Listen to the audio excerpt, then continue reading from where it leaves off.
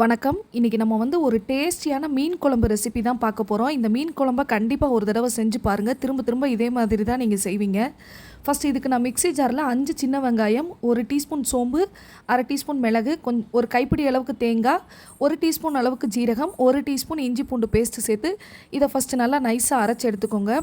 அது கூடவே 2 medium size தக்காளி சேர்த்துருக்கேன்.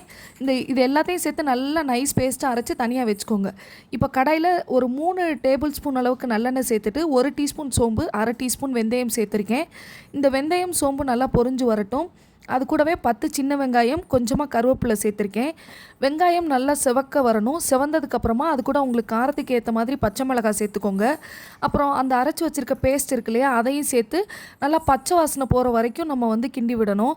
இதோட பச்சை வாசனை போனதுக்கப்புறமா இதில் நான் மசாலா பொடி சேர்த்துக்கிறேன். நான் 3 டீஸ்பூன் அளவுக்கு செட்டிநாடு மல்லித்தூள், 3 டீஸ்பூன் மிளகாத்தூள் சேர்த்துருக்கேன். இந்த செட்டிநாடு மல்லித்தூள் ரெசிபி வேணும்னா லிங்க்கு கீழே கொடுக்குறேன், கண்டிப்பாக செக் பண்ணி பாருங்கள்.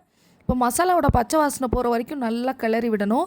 மசாலாவோட பச்சை வாசனை போனதுக்கப்புறமா நான் ஒரு பெரிய லெமன் சைஸ் அளவுக்கு புளியை ஊற வச்சுருந்தேன். அதை கரைச்சி சேர்த்துக்கோங்க.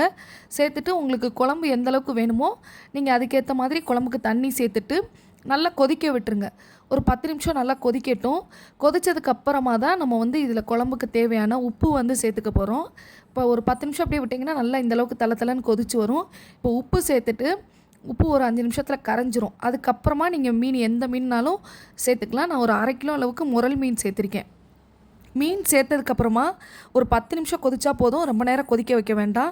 ஹை ஃப்ளேமில் வச்சு நல்லா ஒரு 10 நிமிஷம் கொதிக்க விட்டு நல்லா எண்ணெய் பிரிஞ்சு வந்ததுக்கப்புறமா அடுப்பு ஆஃப் பண்ணிடுங்க. மேலாப்பில் மல்லித்தலை தூவிக்கோங்க. அவ்வளோதாங்க, மீன் குழம்பு ரெடி. நீங்களும் கண்டிப்பாக ட்ரை பண்ணி பாருங்கள். இந்த வீடியோ பிடிச்சிருந்ததுன்னா லைக், ஷேர் அண்ட் சப்ஸ்கிரைப் பண்ணிடுங்க. தேங்க்ஸ் ஃபார் வாட்சிங்.